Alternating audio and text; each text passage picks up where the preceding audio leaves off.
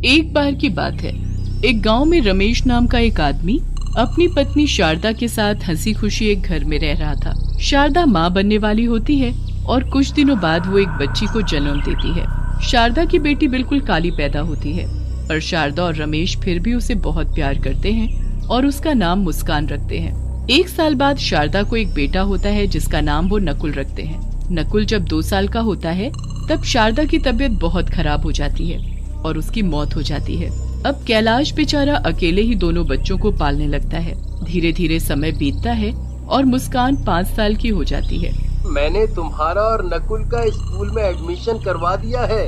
अब तुम दोनों कल से स्कूल जाना और खूब मन लगाकर पढ़ना। मुस्कान और नकुल बड़े खुश हो जाते हैं और अगले दिन से स्कूल जाने लगते हैं। मुस्कान अपनी क्लास में जाकर सबसे आगे बैठ जाती है। ए लड़की, तुम कौन हो? पहले तो इस क्लास में नहीं देखा। मेरा नाम मुस्कान है, मेरा आज ही एडमिशन हुआ है।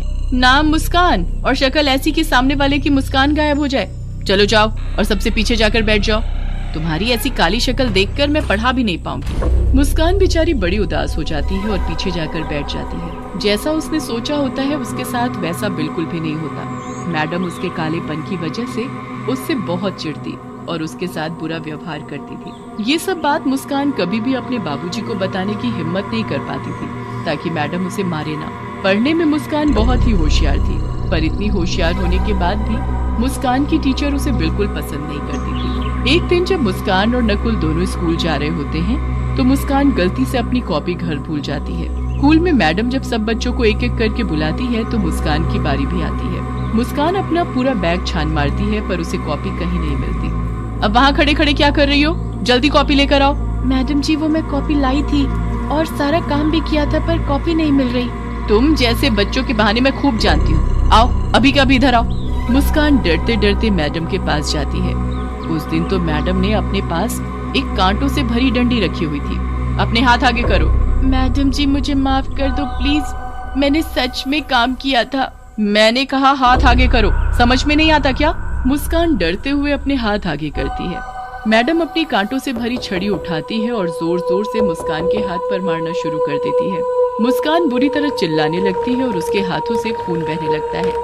मैडम जी, मत मारो, मुझे मत मारो, माफ कर दो मैडम जी, मुझे माफ कर दो। मैं बच्चों को माफ नहीं करती बल्कि उनको सजा देती हूँ, सजा। और तुझ जैसी काली कलूटी को तो डबल सजा मिलनी चाहिए। मैडम मुस्कान को इतना मारती है कि मुस्कान खूनम खान हो जाती है। रोज मुस्कान की मैडम उसे ऐसे ही मारती और एक दिन तो हद ही हो गई जब मैडम ने सजा देने के लिए उसे स्कूल की छत पर नंगे पांव धूप में खड़ा कर दिया। मुस्कान की हालत इतनी बुरी हो गई कि वो चक्कर खाकर छत से नीचे ही गिर गई और तड़प तड़प कर मर गई।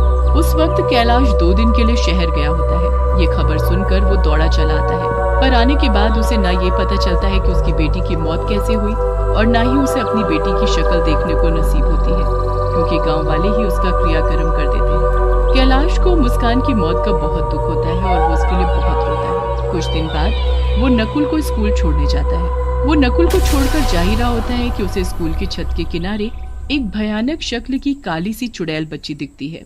कैलाश जल्दी से भागकर पास जाकर देखता है तो वहाँ कोई भी नहीं होता। अभी तो यहाँ कोई था, कोई भयानक शक्ल जैसी काली चुड़ैल जैसी बच्ची कहाँ गई वो अचानक? कैलाश वहाँ से वापस जाने लगता है तो वो काली चुड़ैल बच्ची फिर से आ जाती है। मैं वापस आ गई हूँ, एक एक से मैं बदला लूंगी, किसी को नहीं छोड़ूंगी। सब बच्चे क्लास में पढ़ रहे होते हैं। हमेशा की तरह मैडम बच्चों को मार रही होती है। तभी वो काली चुड़ैल बच्ची खिड़की के पास आकर खड़ी हो जाती है और उस मैडम को घूर घूर कर देखने लगती है। उसके बाद वो टेबल पर पड़ी कांटों वाली छड़ी को देखकर घूरने लगती है। छड़ी अचानक हवा में उड़ने लगती है। सब बच्चे और मैडम हवा में उड़ती छड़ी को देखकर हैरान हो जाते हैं। उसके बाद वो एक इशारा करती है और छड़ी मैडम को मारना शुरू कर देती है। मैडम जोर जोर से चिल्लाने लगती है और वो काली चुड़ैल बच्ची बहुत खुश होती है। अब आया ना मजा, अब पता चलेगा कि कैसे दर्द होता है। हाय हाय, मैं मर गई, कोई मुझे बचाओ, ये क्या हो रहा है? कौन है यहाँ? कौन कर रहा है ये सब? यहाँ कोई भूत तो नहीं? हे भगवान, मुझे बचाओ। बच्चे तो बड़े खुश होते हैं और मैडम वहाँ से भाग जाती है। अब दिन के वक्त वो मैडम लंच कर रही होती है। जब मैं खाना खाती थी तो मुझे खाने भी नहीं देती थी ना, आज मैं तुझे खिलाती हूँ पेट भर कर खाना। काली चुड़ैल बच्ची अपना हाथ गोल गोल घुमाती है और सारा खाना हवा में गोल गोल घूमने लगता है। अरे अरे ये क्या हो रहा है, ये कैसे हो सकता है, यहाँ पक्का कोई भूत है।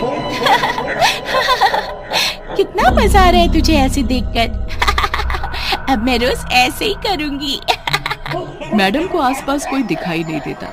वो खुद को बचाने की कोशिश करती है पर मैडम के हाथ पैर नहीं हिल रहे होते। पूरा दिन वो काली चुड़ैल उस मैडम को ऐसे ही परेशान करती है। अब रात हो जाती है और मैडम अपने घर आराम से सो रही होती है। तभी वहाँ चुड़ैल बच्ची आती है और बेड के पास जाकर खड़ी हो जाती है। मेरे रंग की वजह से मेरे साथ इतना बुरा बर्ताव किया, अब मैं बताऊंगी कि कोई ऐसा करे तो कैसा लगता है। चुड़ैल बच्ची अपना हाथ मैडम के मुंह के आगे गोल गोल घुमाती है और मैडम का रंग सुर्ख काला पड़ जाता है। चुड़ैल बच्ची ये देख बड़ी खुश होती है।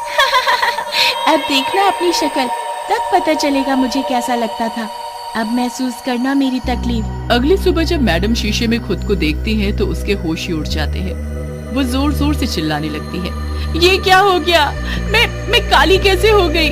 मैडम रगड़ रगड़ कर अपना मुंह धोती है पर उसका रंग वैसे का वैसा ही रहता है। उसे बिल्कुल समझ नहीं आ रहा होता कि रातों रात उसका रंग काला कैसे पड़ गया। वो जैसे तैसे अपने मुंह पर ढेर सारा पाउडर लेकर स्कूल जाती है ताकि उसका काला रंग छुप सके। पर जैसे ही स्कूल पहुंचती है तो चुड़ैल काली बच्ची उसका पहले से ही वहाँ इंतजार कर रही होती है। कब तक अपने इस रंग को छिपाएगी, इसे तो मैं अभी सबके सामने ला देती हूँ। चुड़ैल बच्ची अपने जादू से बारिश शुरू कर देती है और मैडम का सारा मुंह धुल जाता है। मैडम को ऐसे देख सब बच्चे उन पर हंसने लगते हैं। मैडम जल्दी से छुपते छुपाते क्लास में जाती है और किताब को मुंह के आगे रखकर पढ़ाने लगती है ताकि उसे कोई देख न सके। चुड़ैल बच्ची वहाँ भी आ जाती है और जादू से मैडम के हाथ की किताब उड़ाकर गिरा देती है। बच्चे मैडम को देख बहुत तेज हंसने लगते हैं। क्यों हंस रहे हो, तुम्हें उससे क्या, काली हो तो क्या किसी के कालेपन का मजाक उड़ाना चाहिए। चुपचाप बैठकर पढ़ाई करो। मैडम क्लास से बाहर जाने लगती है कि तभी पीछे से एक बच्चा बोलता है, जब खुद मुस्कान के कालेपन का मजाक उड़ाती थी तब ये बात नहीं पता थी क्या मैडम को।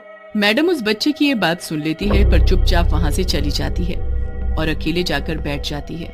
वो बच्चा बोल तो सही रहा है, मैंने उस मुस्कान के साथ कितना बुरा किया क्योंकि वो बस काली थी इसलिए। मैडम यहाँ बैठकर अफसोस कर रही होती है और उधर कैलाश छुट्टी होने पर नकुल को स्कूल से लेने आता है। कैलाश को फिर से वही काली चुड़ैल बच्ची छत पर खड़ी दिखती है। आखिर ये चक्कर क्या है, मुझे जाकर देखना चाहिए। वो लड़की कोई और नहीं मुस्कान थी और वो मुझे बार बार इसीलिए यहाँ दिखती थी ताकि मैं यहाँ आकर ये सब देख सकूं। उसके साथ जरूर कुछ गलत हुआ था। तुम चुड़ैल नहीं, मेरी बेटी हो, है ना? तुम मुस्कान हो ना? हाँ पापा। मुस्कान सब कुछ अपने पिताजी को बताती है। कैलाश को बहुत गुस्सा आता है। मैं नहीं छोड़ूंगा उस मैडम को जिसकी वजह से आज तुम मेरे साथ नहीं हो। उस मैडम को मैंने उसके किए की सजा दे दी है, अब वो भी जिंदगी भर काले रंग के साथ जिएगी और वैसे भी उसे अपने किए पर पछतावा है। मैं तो बस आपको ये बताना चाहती थी कि मेरी मौत कोई हादसा नहीं थी, मुझे मजबूर किया गया था। कैलाश उसी वक्त मैडम के पास जाता है पर वो मैडम उसे कहीं नहीं मिलती। उसके बाद वो पता करता है तो पता चलता है कि मैडम हमेशा के लिए स्कूल छोड़कर चली गई है। कैलाश निराश होकर घर जाता है तो वहाँ मैडम उसका इंतजार कर रही होती है। कैलाश को देखते ही वो हाथ जोड़कर रोने लगती है। मुझे माफ कर दो, सब मेरी वजह से हुआ है। मैंने बहुत बुरा किया था आपकी बेटी के साथ, पर मुझे बहुत पछतावा है। आप मुझे कोई भी सजा दे दो, मुझे मंजूर है। कैलाश मैडम को सब बताता है। मैडम वहाँ बैठकर बहुत रोती है और तभी चुड़ैल बच्ची वहाँ आती है। अगर पछतावा है तो जाओ, बच्चों को शिक्षा दो, कभी किसी के साथ ऐसा व्यवहार मत करना। मुस्कान, मैं ऐसा ही करूंगी, मुझे अपने किए पर जिंदगी भर अफसोस रहेगा। मैडम उसके बाद एक ऐसे स्कूल में नौकरी करती है जहाँ विकलांग बच्चों को पढ़ाया जाता है। वो उन्हें खूब प्यार करती है और उसके अच्छे व्यवहार के साथ साथ उसका काला रंग भी फीका पड़ता जाता है।